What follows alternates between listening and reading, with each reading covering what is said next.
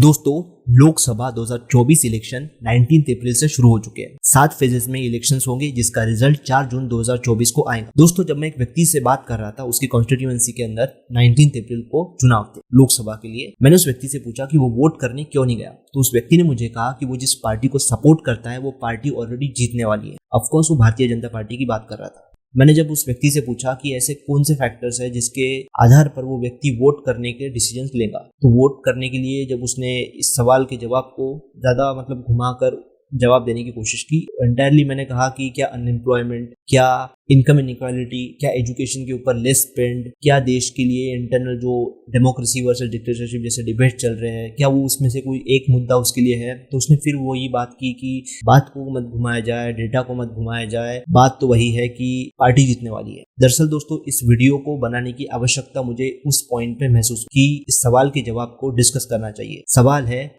Why you should vote. इस सवाल दरअसल हर एक नागरिक के लिए जरूरी है अगर उसके दिमाग में ये ख्याल आता है कि उसे वोट करना क्यों चाहिए। दरअसल दोस्तों, इस सवाल की हिस्ट्री ये है कि 1947 में हमारे जो नेशन के फाउंडिंग फादर्स थे, उन्होंने हमें राइट टू वोट जैसा अधिकार दिया, एक सुपर पावर दी हर एक सिटीजन को इस देश के अंदर जो कि लोकतंत्र में, डेमोक्रेसी में बिलीव करता है। दरअसल हमें यूनिवर्सल अडल्ट सफराज दिया गया, यानी हर वो एक नागरिक जो 18 साल से ज्यादा की एज का है, फिर चाहे वो अमीर हो, गरीब हो, किसी भी कास्ट का हो, किसी भी रिलीजन का हो, चाहे वो फिजिकली एबल्ड हो, वो गांव से आता हो, शहर से आता हो, माउंटेन्स में रहता हो, वो किसी भी कैटेगरी का हो, अगर वो इस देश का सिटीजन है, 18 साल से ज्यादा की उसकी एज है, तो उसे राइट टू वोट है। ये यूनिवर्सल अडल्ट सफराज हमारे देश के 1947 के अंदर फाउंडिंग फादर्स ने हमें दिया। हमें ये अधिकार का एहसास तब तक नहीं होता जब तक हम इस चीज को महसूस नहीं करते हमारे आसपास। हम आसपास बड़ी आजादी के साथ जिंदगी जी रहे हैं। वो जिंदगी हमें कैसे मिली है वो हम सब जानते हैं कि हर एक फ्रीडम फाइटर ने हमारे इस फ्रीडम के लिए कंट्रीब्यूशन दिया। तो ये कंट्रीब्यूशन को बरकरार रखने का, उस कंट्रीब्यूशन की इज्जत कर इस डेमोक्रेसी को बरकरार रखने की जिम्मेदारी भी हर एक नागरिक की बनती है। तो ये पेट्रोटिज्म वाली फीलिंग हर एक नागरिक के अंदर जिंदा होनी चाहिए,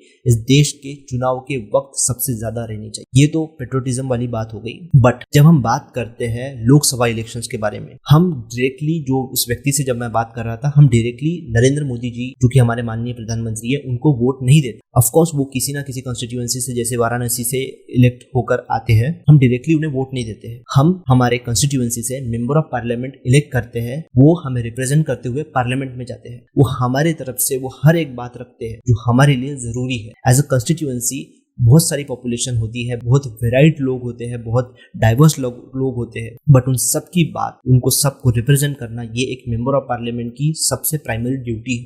अब जब चुनाव है, व्हाई यू शुड वोट जैसा टॉपिक है, तो हर एक नागरिक को सोचना जरूरी हो जाता है कि डेमोक्रेसी में इस वोट का मायना क्या है। हर एक वोट जरूरी है क्योंकि हर वो एक पार्लियामेंट्रियन में जाने वाला मेंबर ऑफ पार्लियामेंट आपको जो रिप्रेजेंट करता है, वो आपके डेवलपमेंट के लिए बहुत ज्यादा रोल प्ले करता है। क्यों? दरअसल मैं ये बात से एग्री करता हूँ कि गवर्नमेंट का रोल एम्प्लॉयमेंट प्रोवाइड करना नहीं, गवर्नमेंट का रोल ये है कि लोगों को आसानी से एम्प्लॉयमेंट मिले, इसका एनवायरमेंट बनाने का रोल गवर्नमेंट का है।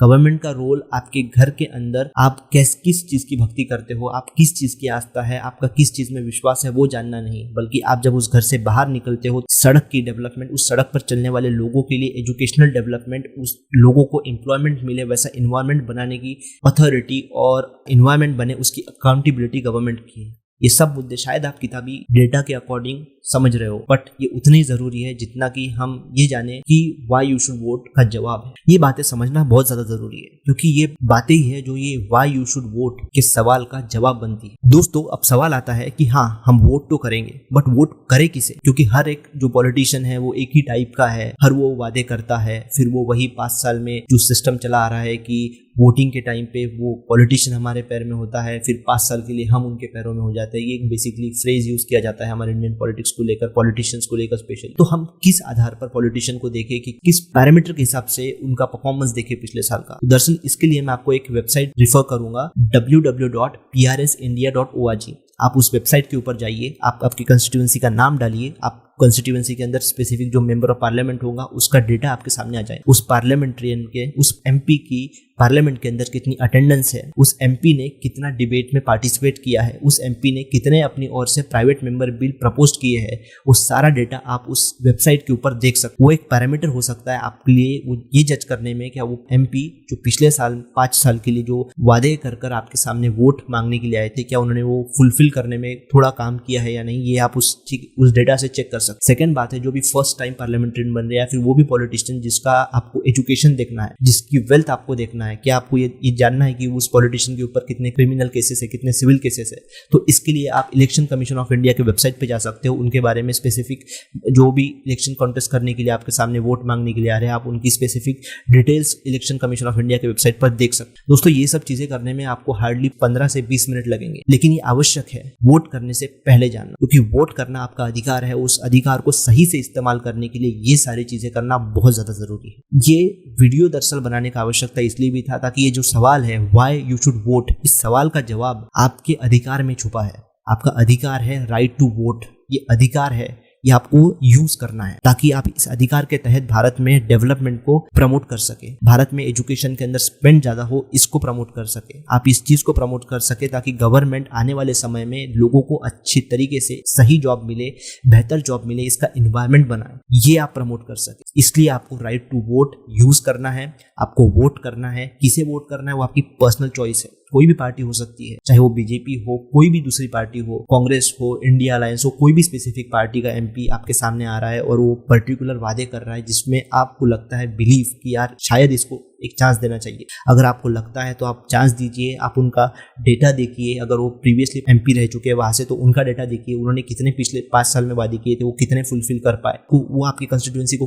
पार्लियामेंट में कितना रिप्रेजेंट करते हैं, आप वो देखिए। ये सब चीजें जानना जरूरी है, तभी आप लोकसभा के इलेक्शन में एक बेहतर मेंबर ऑफ पार्लियामेंट चुन सकते। आने वाले समय में 5 साल तक वो मेंबर ऑफ पार्लियामेंट आपकी कंस्टिट्यूएंसी को आपको रिप्रेजेंट करने वाला है, तो ये बहुत ज्यादा जरूरी हो जाता है कि उनको आप सही तरीके से जाने फिर ही वोट करें। और व्हाई यू शुड वोट का जवाब है राइट टू वोट।